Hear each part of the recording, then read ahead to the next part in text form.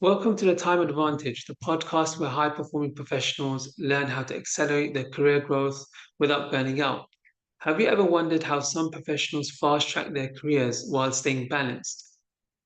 Today, I'm honored to be joined by Awwal Gani, a seasoned leader in construction and commercial leadership.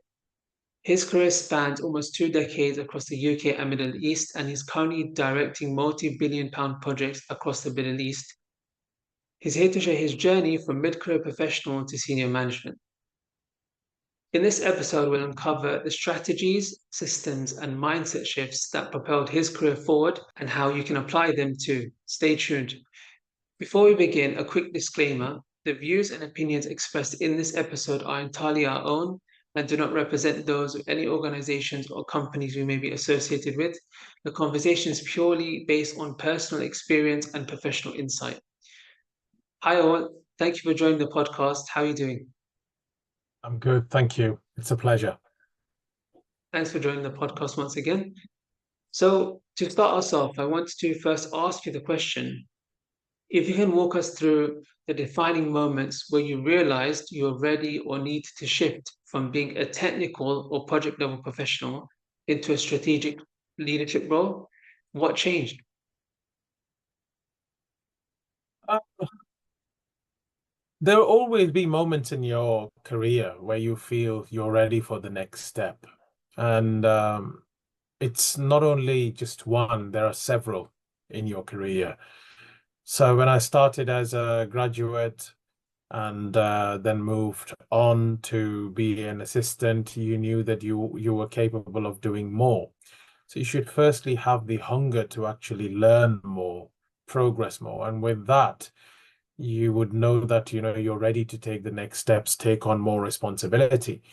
That's ultimately a defining moment in your career that, you're ready to take the next steps, start preparing yourself. So I think at each point, I felt like, yeah, I want to do more. I can do more. I've mastered this now. And obviously you keep on learning. It's not that you ever stop learning. So you have to have that benchmark of where you are and also sort of, know where you're lacking things. So you should invest your time in your development first. So that's what I would say is the cornerstone of knowing when you're ready to take greater responsibility. The second point I would say is going to be when opportunities present itself, never say no. Don't turn away and say, I'm not ready for this, because you're never ready. And some good advice from my previous boss was, if you don't jump into the water, you will never learn how to swim. So there's only two things. You will either drown or your struggle will actually teach you how to swim. So that came in handy, and it comes in handy even now. When you make a transition into a new job, you feel like it's a challenge. You don't know what's coming, but you have to have that mindset and the belief that you will give your best. That's all you can do. The next question I had was, many professionals feel stuck mid-career. What specific things did you start doing differently that positioned you for senior roles, especially in competitive environments like the UK and Middle East? If the industry is competitive anyways, okay, and there's nothing wrong in feeling stuck. Um, we as experienced people also feel stuck, not only in your career, but also when you're dealing with a project, you feel stuck in situations. How do I get out of this? And what's worked well with me is take a step back, review it, go back to your basics. So it's important on how you actually perceive the situation as well. So if you're stuck, then there is a reason for it. Perhaps maybe there's nothing more to progress in your career. And then what do you do? Do you need a change, or do you need to change your tact? Or are you not doing enough in your career? Or maybe there is no vision in the career at the moment, or you need to rethink what your vision is. So these are the questions as a professional you need to ask. Fortunately, I had great mentors, um, and my personal trait was I never stopped or shied away from asking any questions.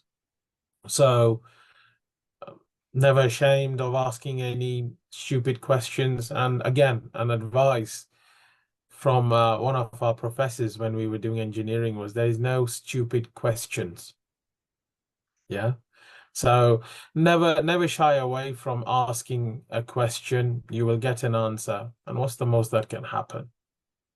The answer would be no, I don't want to answer it.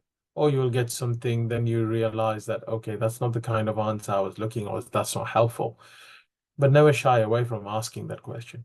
But more importantly, how often do you ask these questions yourself? I think the main important thing is you need to reflect in yourself and see what get your SWOT analysis done and ask the question, why am I stuck? That's the main key question. And trying to get out there. It might be a question that, the company that you're working for has nothing more to offer.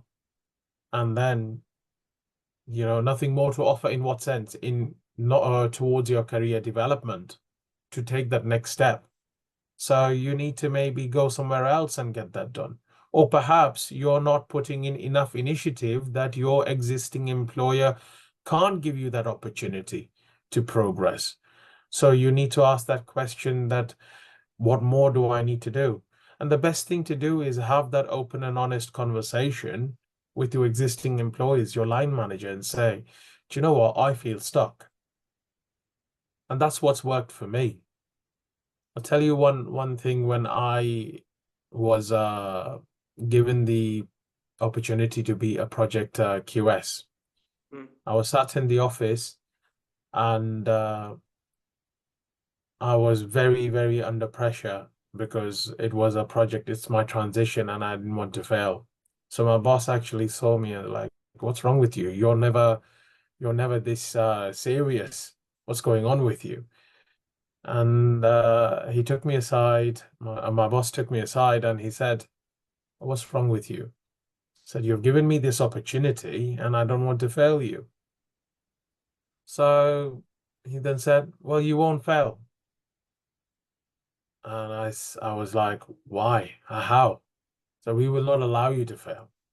And that's a great leader, telling me that we will not allow you. And that means, we have your back. All you need to do is do your job, be sincere, give your best effort, and the rest will come. It's very important to be inquisitive, and I think without asking those questions, then you're not going to be able to learn, and you've demonstrated that very well in what you've said, and which is why you're in the position you are in now. So that's very helpful.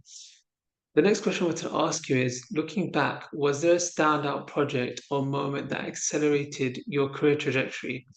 What did you do that made it such a springboard? Not any particular project. I think if you're talking about career development, it is more than just a project. It is more about the organizations, the experience that you get. I think there's not just one. There are several, again, as I mentioned, because my motto right from the beginning has been learn, learn, learn. I've never chased money from the beginning. Of course, money plays an important part.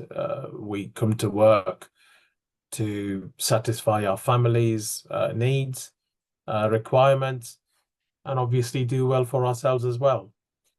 But the early years should be invested in your development. Learn the best out of the people around you. Learn, learn, learn. That's it. And once you start sort of building your foundation, I think the rest will follow. You know what sort of route you're going to take, and then have a focus on your vision. Nobody should actually ever tell you, don't do this, don't do that. No, you should absolutely do what you want to do in your career. Oh, don't do chartership, don't do these university courses. That's just an opinion. If you want to do it, go invest in yourself, develop yourself. There's nothing wrong in it. Don't let anybody deter you. That's what my message is going to be. So you do the best with the experience you have, and then you learn new skills on a day-to-day basis. So working with a legal counsel, I learned the trick of, how do you make deals? How do you sort of close a contract, negotiation, and some of them are tough, and it sort of adds a new string to your bow. So this is how you have to kind of, build your career and map it out, I suppose. One important thing also to highlight is, Amir, not everything will be positive in your career. There will be negative moments. Life is like a sinusoidal wave. You will have peaks, you will have trough, but each of them will teach you something. And that you need to, rather than being dejected and just enjoying the peaks, you need to enjoy the troughs as well, because that is, again, something that will build your character, boost your confidence. Yes, negative, moments in your life are not good, but that's how they make you strong. And that's how you need to be very, very, you need to be very mentally strong. That's what you need to do. Thanks for sharing. You've worked on multi-billion pound programs. How did you manage the complexity without burning out? What systems helped you stay efficient? See, I've always been of the mindset, whether it is £1 or 1 billion, you're still accountable. So it doesn't matter what the value of the project is. The most important thing is, do you understand the work that you're doing? What is your role? That's more important rather than putting values and durations to the project. Each project, even a small project, can be very complex if it's not managed properly. So you need to take a step back and see if something's not going right, like in your career, same thing on your project. You need to understand and evaluate the situation. What's going wrong over here? What am I not seeing? And you might not have all the answers. Hence why you need to rely on that team that you're working with. You're not alone on the project. So you need to take advantage of the people. And this is my point when I work with people, doesn't matter what your role is, you're still there to do a job. You need to roll your sleeves up and you need to say, we need to get this done as a team.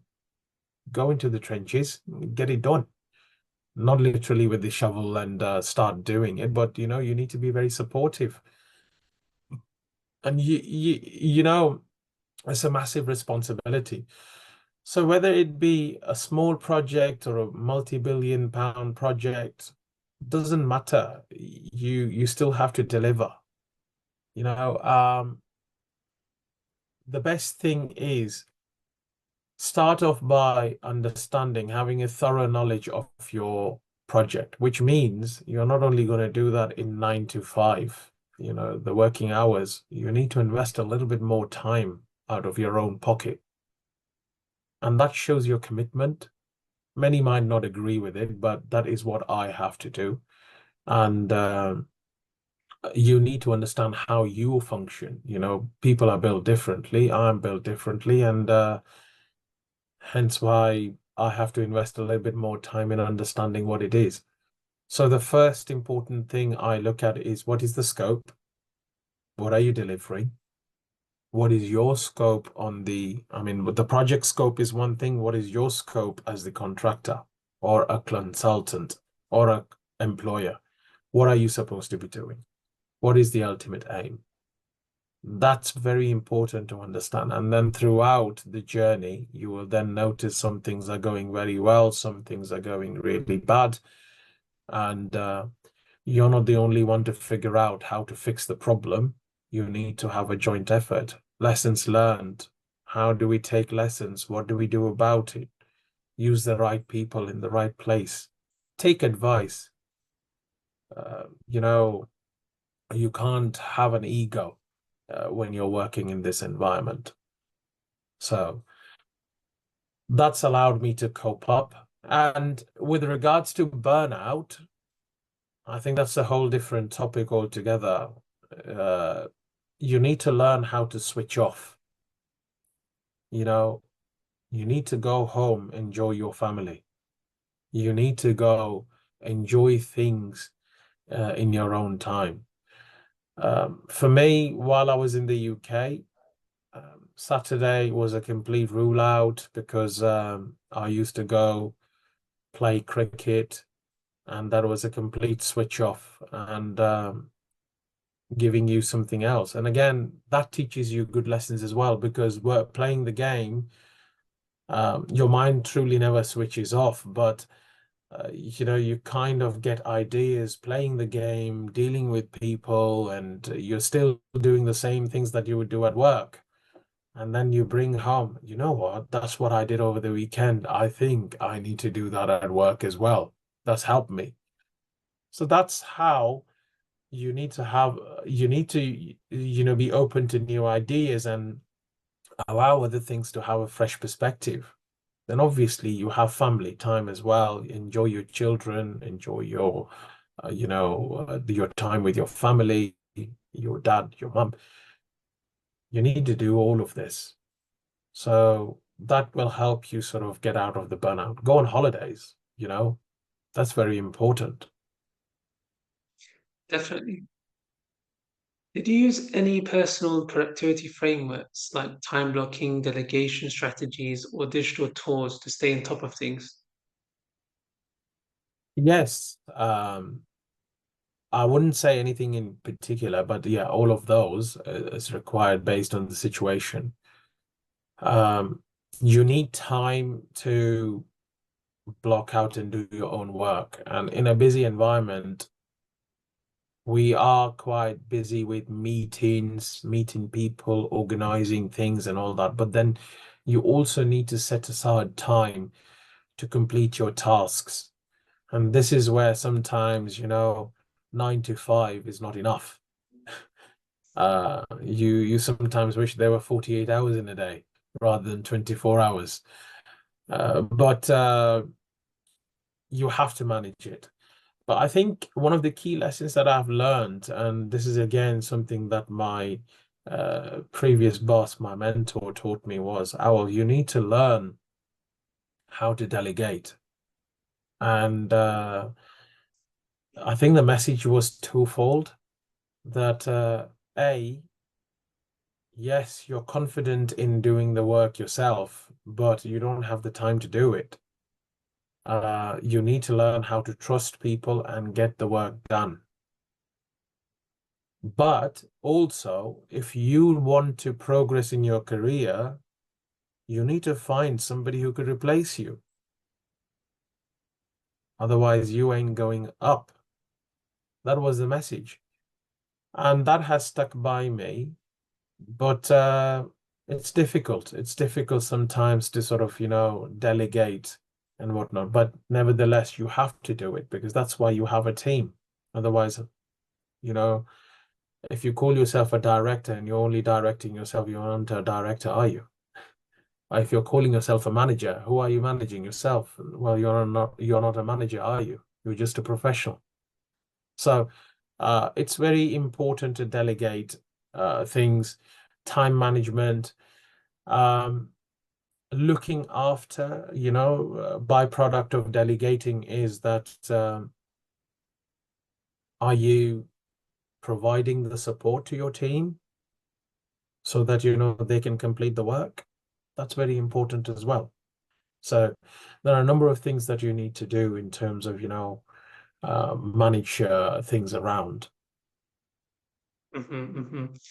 There's, from what you said, the next question has certain overlaps, a slightly different angle, and that question is delegating at a senior level can be tough for technical professionals. What helped you shift from doing to leading? Look, leadership can be of different styles. And obviously, I've learned from my previous mentors and all that, but I also observe different things. I'm open to new ideas. I think in this, sports has helped me a little bit. Uh, when you look at football, each member in the team has a particular role, and each member of your team actually has their own strengths, have their own weaknesses.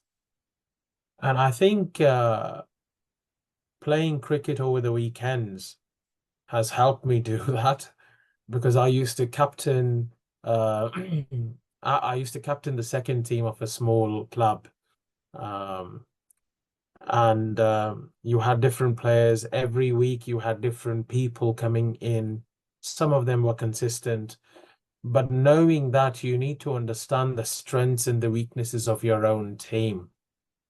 And in doing so, you know how far a delegated task can go with that particular team member. And then where do you need to get involved and support them? It's not that they're not capable, and by any means, I'm not being disrespectful about anybody, but if you're managing a team, if you're leading a team, you need to understand the strengths and weaknesses of your own team. Otherwise, you're never going to lead them properly, and you're never going to complete a task, and everything falls on your shoulder. So you need to work with them. Many times I've seen people say, "I'd rather do it myself." I'm sorry. Uh, you need to allow people to do their work, no matter what their skill levels are. And if you don't allow them, how else are they going to improve? You're not giving them an opportunity to actually, get that experience of a different way of doing things. As a manager, does it take more effort? Obviously, it does take more effort. Why do you think we get paid more money? Yeah, so it's a case where you have to invest. You just don't get called leader for no reason, or a manager, director, or an executive officer or something like that for no reason. So you need to understand the strengths and weaknesses of your team. You need to balance a few, manage time, balance a few things. If there are some shortcomings, how are you going to go? Always have an alternative plan, a plan B and a plan C, a D if necessary. So you need to work out all of these things when you're working out, and you need to start sort of preempting the worst, prepare for the worst, and deliver the best. Yes, there will be shortcomings. If somebody has to take the blame, you as the leader has to take the blame. You never seen a captain come out and say that, my team failed, because this player did not do well, that player did not do well. And if he has, then he's not a great captain, is he? So, so you as the captain have to shoulder it. And with that comes an added responsibility that you have to be prepared for the worst. That's profound. So that's the thing. And one of the misnomer is that, when you get titles, uh, you you get to just, enjoy it. No. And I quote, and I have quoted this to somebody when I was interviewing. It seemed childish, but it was right. Uh, the dialogue from the Spider-Man movie, with great power comes great responsibility. I think that is true for any leadership role. If you're given the power to do something, then there's a greater responsibility and you need to step up to it. 100%. So that's how you need to do it. Definitely.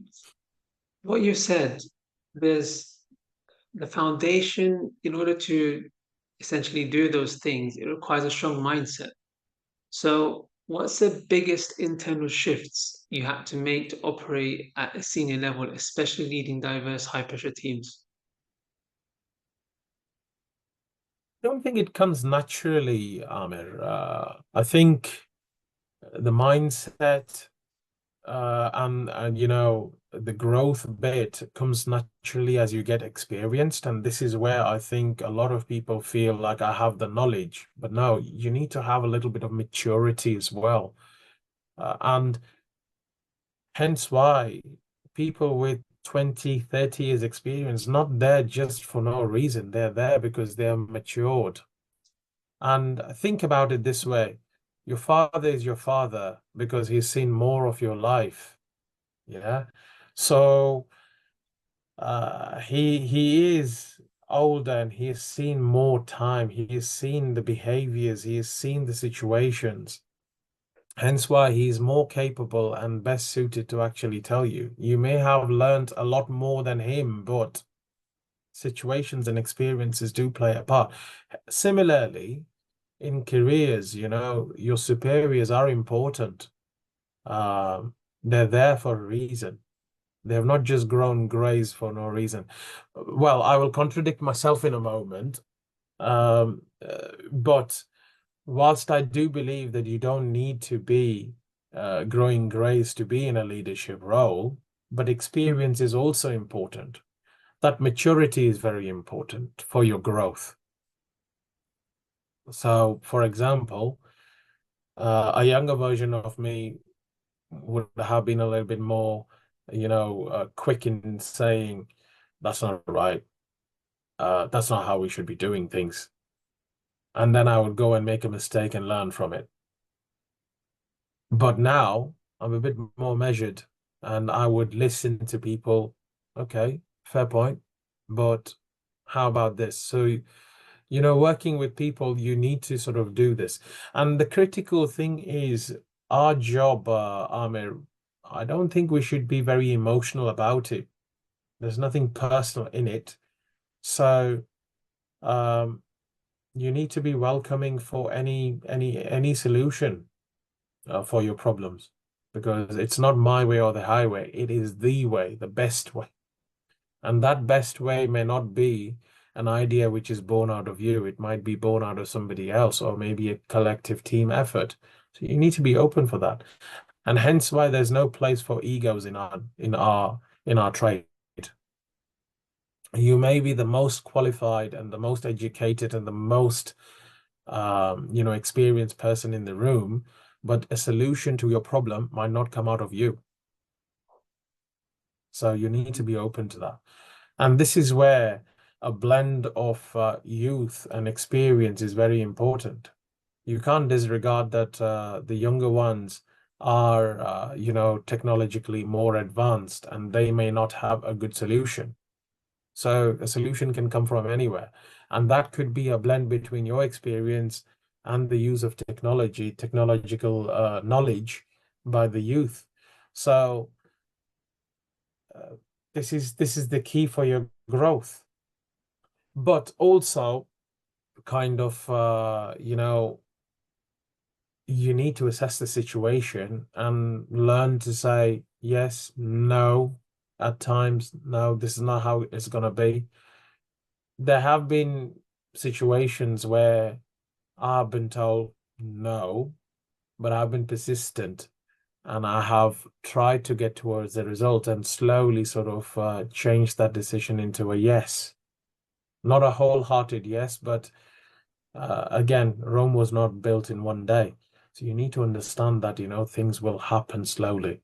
Changes are uh, not liked by people. I don't like change myself, but you warm up to it. Mm-hmm. I think what's coming through in your answer is the need to have the need to have humility in the sense that if you close yourself off to certain ways of doing things or certain ways of thinking about things, then it leads to not the best outcome. So, in order to open yourself up to that and the benefits of that, you need to have humility. So, that's what's come through. Correct.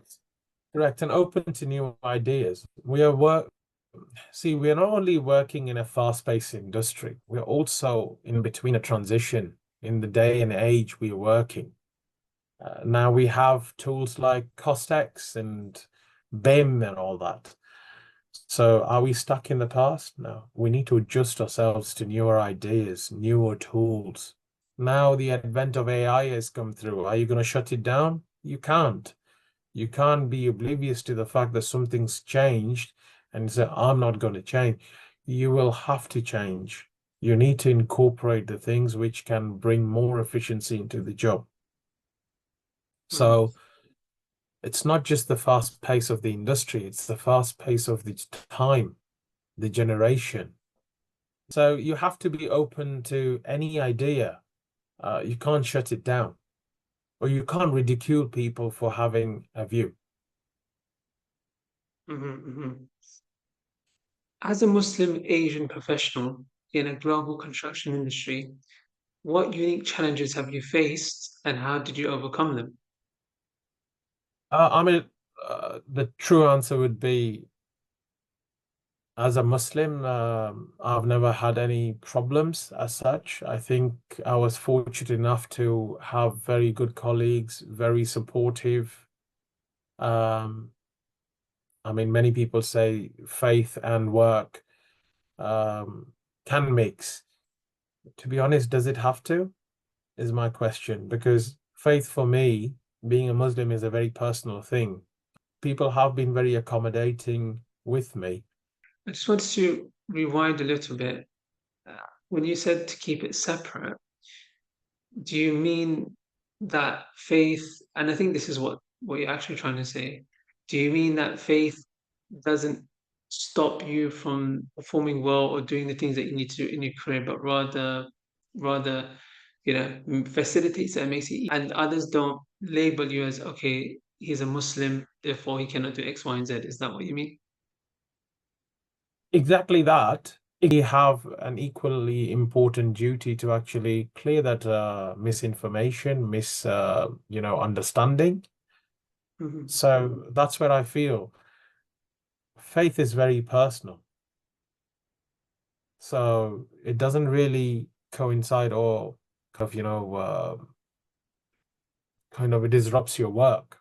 Kind of, on the minority issue, let's not sort of say that things don't happen in the industry. They do happen. Um, just because I have not faced it doesn't mean things don't happen. My message would be, don't allow it to rule your career, or don't let anybody govern the way your career goes. If you have a focus on achieving something, achieve it by all means. As I mentioned, if something's not allowing you to do something to achieve your goals, then change the situation. Yeah. If you're right, you don't have to change yourself. You just change the situation. Mm. That's all I would say. Before you had the title of a director or a senior manager, how did you start showing up like one? And how did others begin to see you differently? More than titles, Amir, I think you need to earn the respect of the people. You may have a you may have a title, but that doesn't necessarily mean that you're respected by people. Um, that happens with trust. Hence why what I said very in the very beginning is very important. Invest in your knowledge. Invest in building the foundation. If you chase money, then obviously you're not going to learn. It can happen, both can go hand in hand, earning money and learning knowledge, but somewhere you will have to sacrifice. So, if your foundation is strong and everything that I've said before, that you're open to learning and you're open to help people, work collaboratively with people, you know, not have that ego and say, create that harmonious relationship. with people, whether it be a client, whether it be a contractor or a subcontractor, earn their trust, work with them, I think people will soon start seeing you. But there is also an element of sometimes, going out there and saying, I can do this job, and you need to fight for that position. Otherwise, many people say, you don't ask, you don't get. So there is that element as well, that you need to ask. I'm ready to take the plunge for the next step. So you need to ask for it. But most of the time, you have to actually back your knowledge, back your strengths, be aware of what your weaknesses are, work on them. You might not, eliminate the part where your weaknesses will go away. Uh, your weaknesses might not go away, but you need to use your strengths to actually sort of cover that weakness. Uh, so something that is very important, self-awareness is very important no matter what you do. So what I would say is just sort of be mindful, invest in yourself first, and then people will see you. See, titles sometimes, I've seen in many places, what I'm trying to say is, I've seen in many places that you may be a manager and you're treated as a director. But then you're seen, you may hold the title director, but then your own staff don't really treat you well because they know more than you. So it's important that you build that relationship. And as a director, that doesn't slightly mean that you will know everything. But how is your relationship? Are you a good leader? As I mentioned, everybody has weaknesses. Not everybody is built the same way.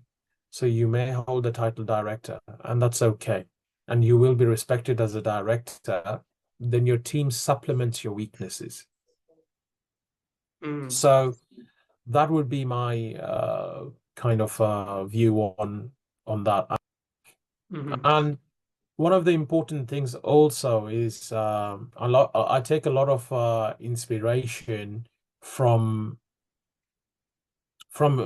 being a Muslim, from Islam.